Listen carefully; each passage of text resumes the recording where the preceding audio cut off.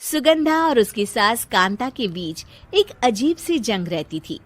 ये जंग थी किचन में कौन ज्यादा अच्छा काम करेगा और घर के सदस्यों के दिल जीतेगा।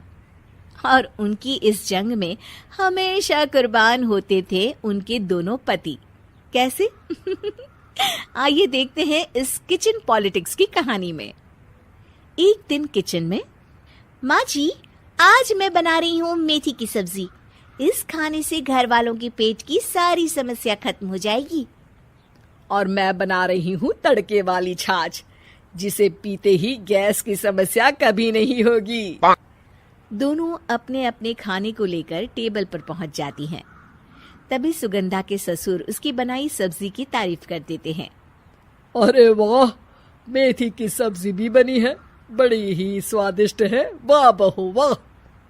अरे बहू, लेकिन इसमें इतनी सारी मेथी बर्बाद करने की क्या जरूरत थी?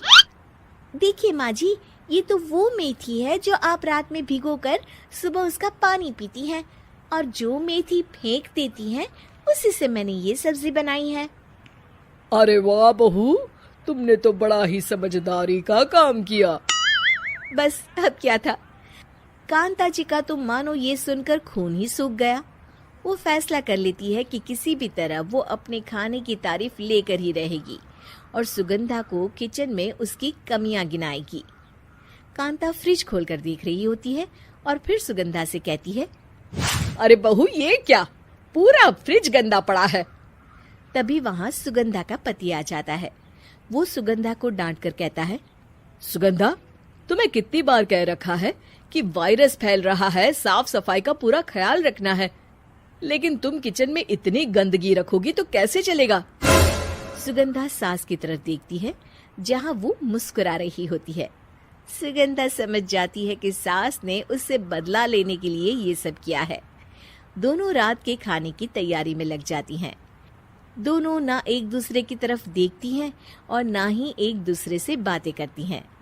रात को खाने की टेबल पर एक एक कर दोनों कई तरह के अलग अलग व्यंजन टेबल पर लगा देती हैं और अपने अपने पति के पास जाकर खड़ी हो जाती हैं। अरे खाइए जी खाइए, मैंने बड़ी मेहनत से बनाया है। प्लेट में वो खाना डालती हैं। सुगंधा भी दोनों की प्लेट में खाना डालते हुए कहती है, बड़ी ही मेहनत लगी है इस खाने को बनाने में। हाँ, दोनों को ना चाहते हुए भी सारा खाना खाना पड़ता है।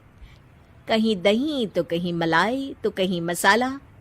और इन सब के बाद दोनों बड़ी ही मुश्किल से अपने कमरे में सोने जाते हैं।